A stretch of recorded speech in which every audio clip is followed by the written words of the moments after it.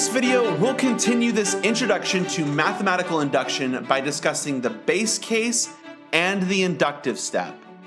Before watching this video, it is extremely important to watch the first video in this series called An Introduction to Induction and Advanced Proving Technique, where we introduce mathematical induction, and specifically we discuss an example problem involving stamps, which we will continue to discuss in this video. So if you haven't seen the previous video called An Introduction to Induction and Advanced Proving Technique, please pause this video now and go to that video first.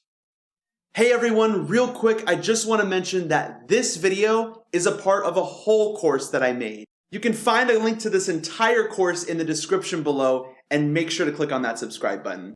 In the last video, we found that P44 was true, given that P43 was true. Notice that in the last video, we have not detailed how to make 44 cents.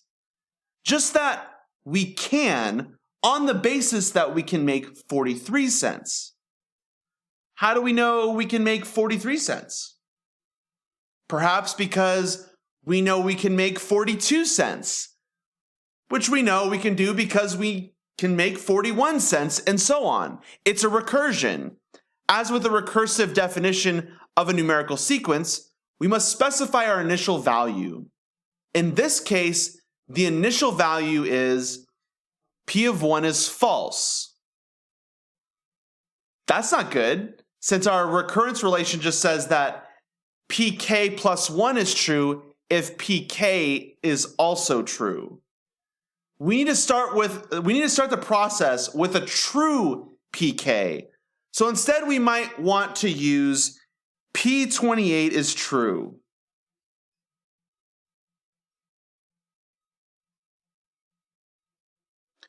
And let me show that on the whiteboard. As the initial condition. Putting this all together, we arrive at the following fact. It is possible to exactly make any amount of postage greater than 27 cents using just 5-cent and 8-cent stamps. In other words, pk is true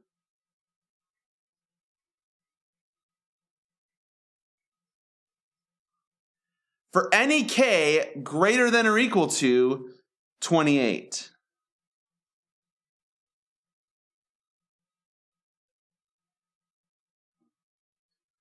To prove this, we could do the following. We need to do two things particular. The first thing is we need to demonstrate that P28 is true. So we need to demonstrate that P28 is true. Now we technically don't know P28 is true yet, but if we show that, and then we show that if pk is true,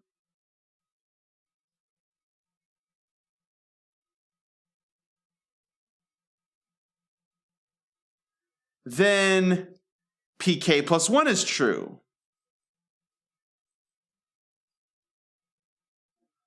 For any k greater than 28.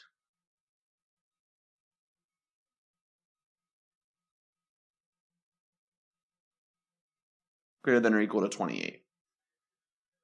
Suppose we have done these two things. Then we know that the 28th term of the sequence here is a t. We know that P28 is true using step 1, the initial condition, or what we call the base case. And that every term after the 28th is t also. And that's extremely important using step 2, the recursive part of the inductive case. Here is what the proof would actually look like now. So I'm actually going to erase everything here, and I'm going to introduce what the formal proof would look like. And it's important to understand that what I'm about to write on this whiteboard represents exactly what you would need to write in order to show that P28 and P29 and P30 and all the way down the natural numbers from 28 onwards is true. This is what you would need to write down specifically. So first, a lot of people, what they'll do is they'll write proof like an underline. This is just to establish we're writing a proof. We're going to let P of n be the statement.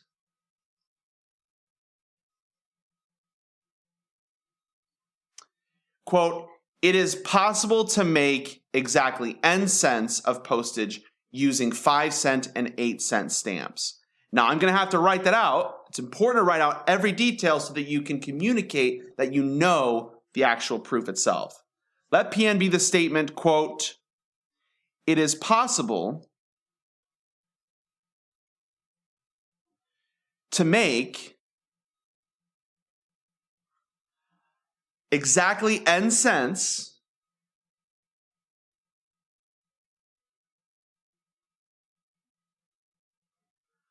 of postage using 5-cent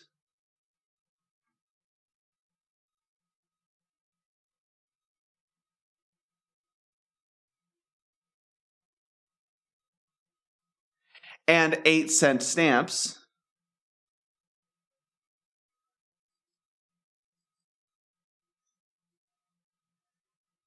and that will be the end of this Pn here. We will show P of n is true for all n greater than or equal to 28. So I'm going to actually write that out because I want to establish to the reader that that's what our goal is. This is what we're going to do with this P of n. So we will show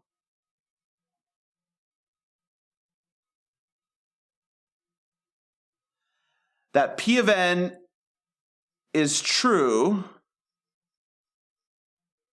for all n greater than or equal to 28. So first we show that P of 28 is true. And I'm actually going to detail that out because it's important to write out all the details. So first, we show that P28 is true.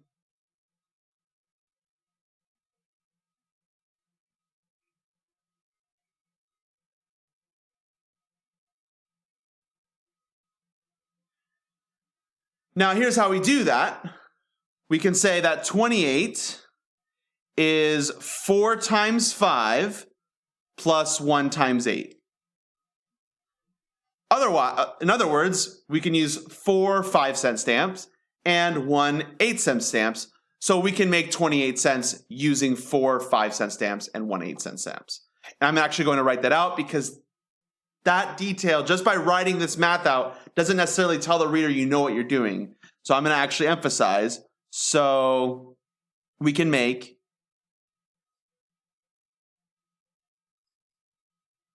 28 cents using 4 5-cent stamps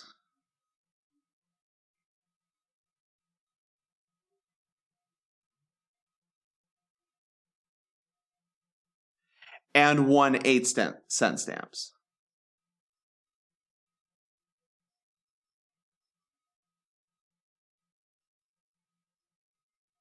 So now we've established to the reader of this proof that we know exactly that P28 is true. We've established that. So we're going to keep going. I'm actually going to give myself a little bit more room here. There we go.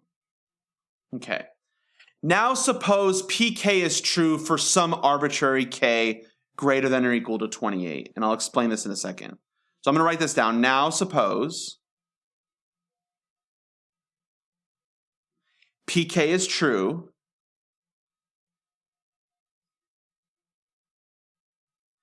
for some arbitrary K greater than or equal to 28.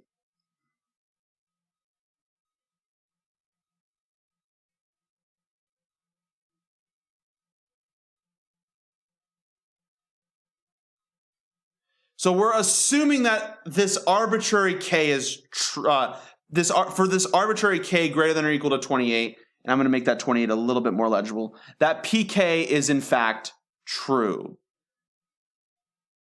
And so now we need to show that pk plus 1 is true. So we're going to assume that pk is true for some arbitrary k. We're going to show that for that arbitrary k, the next one must be true. So then it is possible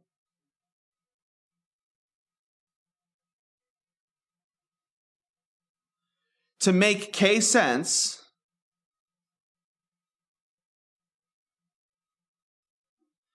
using 5-cent and 8-cent stamps. That's hard to say. Using 5-cent and 8-cent stamps.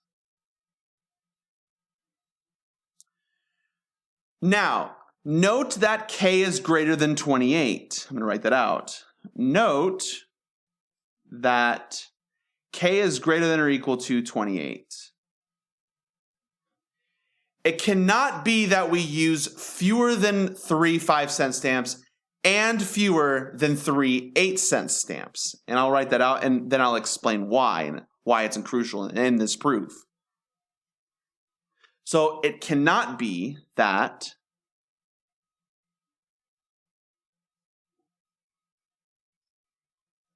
we use fewer than 3 5-cent stamps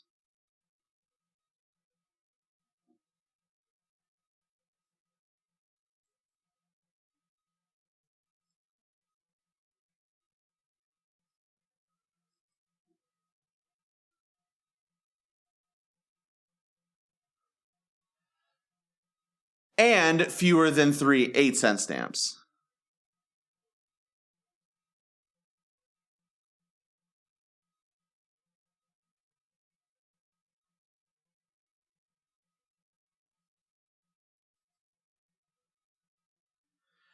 Now, why is this? Well, if you used fewer than 3 5-cent stamps and fewer than 3 8-cent stamps, then at most you use 2 5-cent stamps and 2 8-cent stamps, which means at most you've made 10 cents plus 16 cents, which is 26 cents. So using 2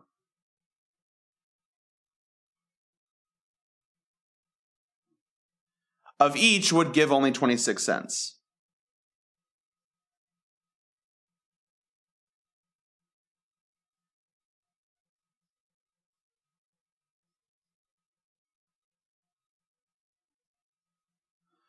All right, so what have we established so far in this proof then? Oh, let me zoom in there. Sometimes that happens. Let me get it a good, there we go. And I will make some more room here. Zoom in a little tiny bit more.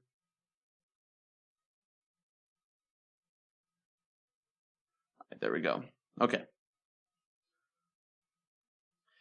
Now, if we have made k cents using at least 3 5-cent stamps, replace 3 5-cent stamps by 2 8-cent stamps. This replaces 15 cents of postage with 16 cents, moving a total of k cents to k plus 1 cents. And likewise, we'll do the same if we have 3 8-cent stamps. But I'm going to write this all out. So now, if we have made k cents,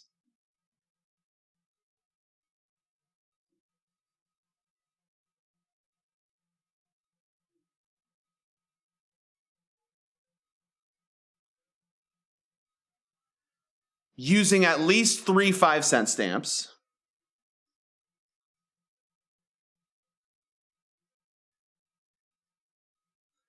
three 5-cent stamps,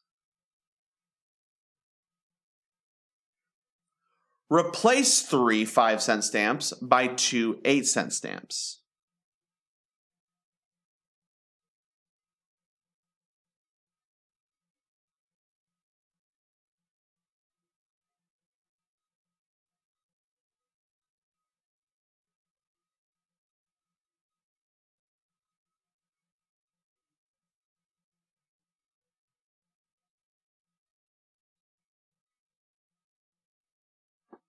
Okay, This replaces 15 cents of postage with 16 cents.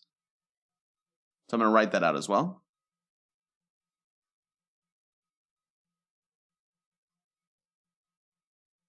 This replaces 15 cents of postage with 16 cents.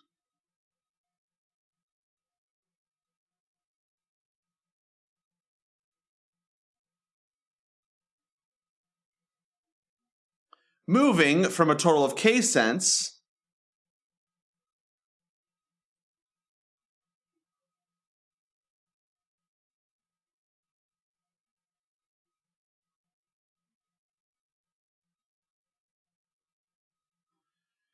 to K plus 1 cents.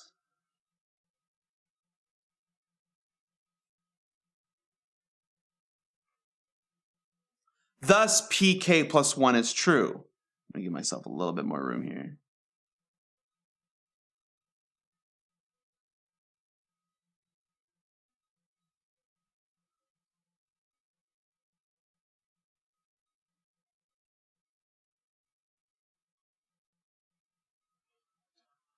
On the other hand, if we made K cents using at least 3 8-cent stamps, then we can replace 3 8-cent stamps with 5 5-cent stamps. And I'm going to write that out. On the other hand,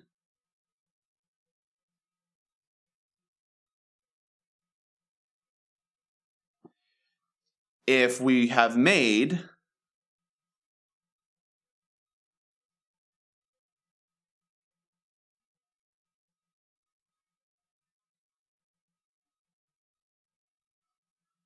K cents using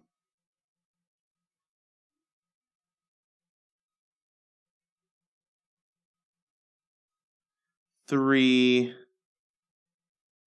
8-cent stamps,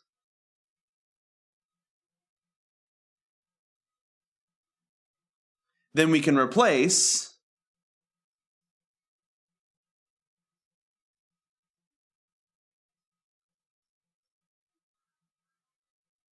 three 8-cent stamps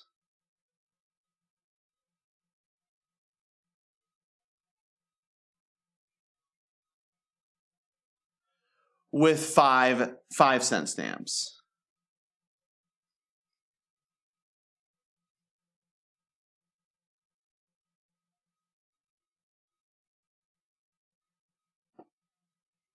Moving from 24 cents to 25 cents.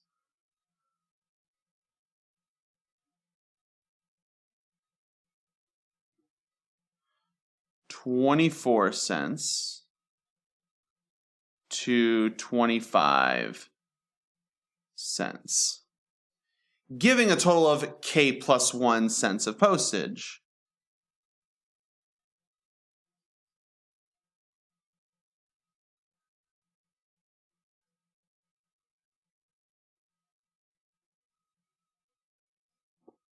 I'm going to give myself a little bit more room here.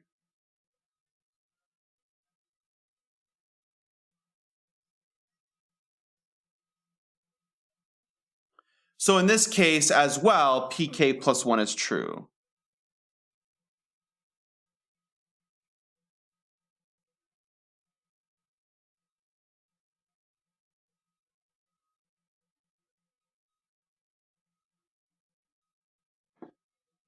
Therefore, by principle of mathematical induction, Pn is true for all n greater than or equal to 28.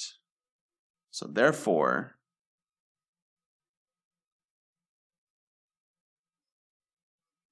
by mathematical induction,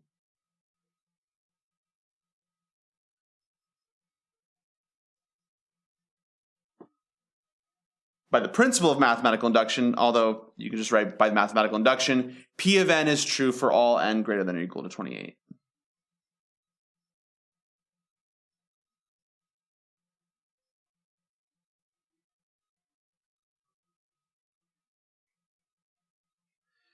Now, there are a lot of questions that you might have about this lecture that I really need to discuss real quickly. First off, why did I just write out every single word that I said? It's because I'm giving an argument, and when you're giving an argument or a proof, you want to do it like you would write in a persuasive essay, for example. And so if you notice here, I'm going to zoom in a little bit so you can see. There's this giant essay right here. I mean, it's not super long. It's not like 500 or 1,000 words or whatever you would in typical college, or in some cases worse. But the point is that when you write a formal proof, you have to write out every single detail so that you're explaining to the reader that you understand what you're doing.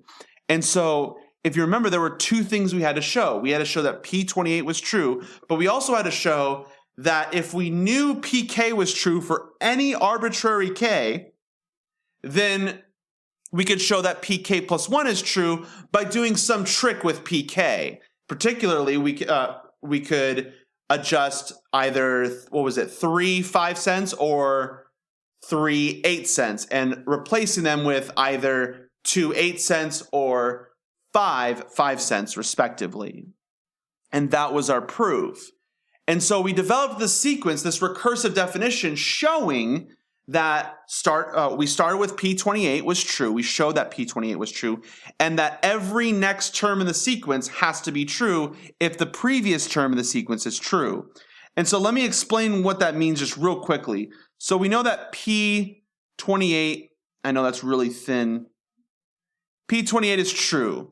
Well, we showed that if anything is true above 28 or greater, then the next case is true, meaning that P29 is true, which means then that P30 is true, which means that P31 is true, which means that P32 is true. We just keep doing this trick where we replace either 3 5-cents or 3 8-cents with 2 8-cents or 5 5-cents, respectively. And we just keep doing this trick over and over again, swapping cents back and forth for every single case for all the natural numbers greater than 28. And so it's important to show that what we just proved was that P of K is true for all K greater than or equal to 28, including P of 500. I know that you can make 500 cents using 5 cents and 8-cent postage, and that's so important.